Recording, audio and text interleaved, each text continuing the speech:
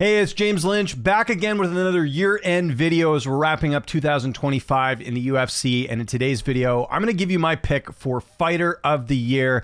And just to use a reference to kind of look at some of the candidates for this year, we're going to go to the Tapology Fighter of the Year fan rankings. So this is where fans go on the page, they vote their Fighter of the Year here, so you can see their list. And we'll go through some of the candidates, and then I'll reveal my pick here. So they've got Merab Dvalishvili, obviously 4 fights this year, did end up losing to Piotr Jan in that last one, but still very impressive one. Prior to that, you got Islam Makhachev, who had 2 fights this year, beat Renato Moicano, and then a really impressive win over Jack Della Maddalena to capture the UFC welterweight title. You have Joshua Van, who fought 4 times this year, including his last fight, which ended up in him capturing the UFC flyweight title. Ilia Topuria, just 1 fight, but a big one, right? He knocked out Charles Oliveira to become the lightweight champion. So he's got obviously or had the featherweight title. Now he has the lightweight one. Yuri Prohaska's got to get some credit too. 2 wins this year, but very big ones. He gets the win over Jamal Hill, and then he gets the win over Khalil Roundtree in one of the best comeback fights you'll ever see in UFC history. So Yuri making his mark as well.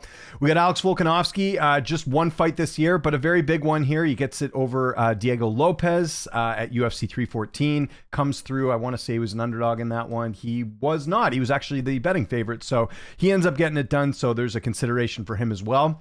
Nasruddin Imavov, 2 wins as well. First guy to knock out Israel Adesanya in the last little bit. I know Alex Pereira knocked him out years ago, but knocks him out here, and then he gets the win over Caio Borralho. 2 really big wins there in the middleweight division. Jack Della Maddalena did lose his last fight against Islam, which I just mentioned, but prior to that, he won the title over Bilal Muhammad in a pretty decent upset, I should say. He was a plus 155 underdog going into that one, so that's going to get some consideration. We got Khamzat Chimaev, just the 1 fight this year, but a very dominant win over Dricus du Plessis in a fight where du Plessis really had no answers. So Chimaev captures his first UFC title. He becomes the middleweight champion. And then rounding up the top 10, you got Anthony Fluffy Hernandez, 2 wins. Brennan Allen and Roman Dolidze. He finishes Dolidze in the 4th round. He gets a decision win over Brennan Allen. Very big win there for Fluffy Hernandez, who is getting closer and closer to title contention. I'm assuming these votes have been accumulating over the years because, my philosophy when it comes to voting for Fighter of the Year, just so you guys know, is I don't really think you can go Fighter of the Year if someone's lost, right? Like, we have a lot to pick from. I think we can pick fighters that have not lost this year. So just so you guys know, Merab out of the equation. Like, don't get me wrong. I think Merab's had a great year. It's phenomenal. I have a hard time giving a guy a Fight of the Year, especially when he's coming off the type of loss he did against Piotr Jan. So he's disqualified. And then same thing with Reiner de Ritter. Again, I think some of these are voted, throughout the year. So obviously, prior to de Ritter losing against Brendan Allen, he had a very good year. He's fought 3 times, got 3 wins. The Bo Nickel win, especially very impressive, but also the Robert Whittaker win too. So again, these are things to kind of keep in mind as well. Valentina Shevchenko, should be in the mix. Pantoja, unfortunately, even though it was an injury, he won't get Fighter of the Year because he's technically coming off a loss and lost the title. So a lot of contenders here. The list, how far does the list go? Jeez. They got 50 fighters on here for Fighter of the Year. So a lot of arguments there in terms of who is going to pick it. But without further ado, I'm going to give you my Fighter of the Year. And to me, let me go into detail as to why I'm going this way. But my Fighter of the Year is going to be Islam Makhachev. So a couple of reasons for that. Now, let's hear about some of the arguments why people might not give it to Islam. First, he's only fought twice. There's some fighters on this list that have fought more. Totally fair point. I look at the significance of Islam's year, right? So let's go back to the Moicano fight, because there will be critics out there saying, well, Moicano wasn't really that tough of a challenge, right? Like, Moicano, nobody thought Moicano was going to get that title shot. It was what happened with Arman that forced the UFC to move the Moicano and Dariush fight, take Moicano out of that fight. He ends up fighting Islam. Islam makes quick work of him. There'll be some critics saying, hey, not the best opponent. We should factor that in, but I'll throw that the other way to you. He fights a totally new opponent. He could have turned down the fight, realistically, right? Like, he could have said, no, you know what? Like, I don't want to fight Moicano. And he could have, again, like, he didn't really have time to adjust to the new opponent.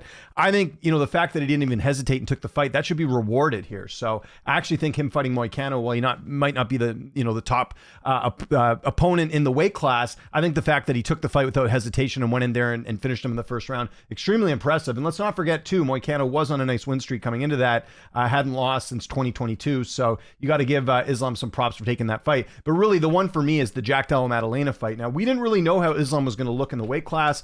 A lot of people felt like, is he going to be undersized? I mean, I did videos on this going into the fight and talked about how, you know, if you look at the height and the reach, there isn't going to be much of a difference. The one area I wondered in the Islam JDM fight was the strength factor, and it didn't matter. Islam getting 4 takedowns in the fight, total strikes 140 compared to 30 to 18, so 30 significant strikes in the matchup. And you'll see there, some of these rounds will look a little bit closer than others, but I mean, round 2, round 3, round 4, you know, Islam with a lot of volume. I know people didn't really enjoy this fight. It wasn't like a fight of the year candidate, but it still was a very dominant victory, and equally impressive with the fact that Islam, you know, has never fought at welterweight. He moves up and he has the type of performance he does. And it's also the significance of it, right? Islam now has won belts at lightweight and welterweight. That triumphs, you know, when we're looking back on 2025, you got to look back at the fighters that have won 2 belts. It's very tough. It's very tough to win 1 belt. To win 2, very impressive here for Islam. So to me, that's got to be celebrated here. Is the fact that Islam, again, winning 2 belts, the fashion he did it. It's not like he squeaked out a decision against JDM. It's not like he, you know, maybe got like a fluke finish. It's the fact that he looked like he belonged at welterweight, and he looks like a guy that it's going to be tough to take that belt off, I think. So to me, it's a no-brainer, Islam Makhachev. Now, had Merab won his last fight against Piotr Jan, I might have given him the slight edge, even though Merab, you know, has only got 1 belt. Islam would have 2. It's just the activity level that Merab would have had double the fights. If Merab would have beat Piotr Jan, I would have gone Merab in this situation, just so you guys know. Not that it matters now. And please don't argue with me about it, because obviously I'm picking Islam. Merab didn't win his fight. It doesn't matter. I'm just saying hypothetically, I probably would have taken Merab, just because you got to reward that type of activity from a champion. Like, I don't remember the last time, and you guys let me know in the comments, the last time a champion fought 4 times in a year. That's pretty rare. So credit to Merab. But like I said, my criteria is I don't like giving out fighter of the year if you've lost a fight, unless the fight was controversial, right? Like if Merab had lost like a, you know, like if Merab had the fight that Piotr Jan had against Sean O'Malley and lost, yeah, that's a different story. But yeah, Islam for sure. Now, you could also would have gone with Ilia Topuria as another option, because he did a similar thing. He went in there and actually Topuria finished this fight, right? So he knocks out Oliveira. That could be another candidate here. My issue is Topuria only fought once this year.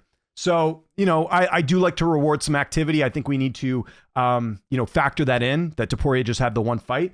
And he was favored, and he was supposed to go in there and win, right? Like that's another thing to consider too. With Islam, he was favored too, but I don't think it was a slam dunk that he was going to win. I think a lot of people did feel like Topuria would get the job done.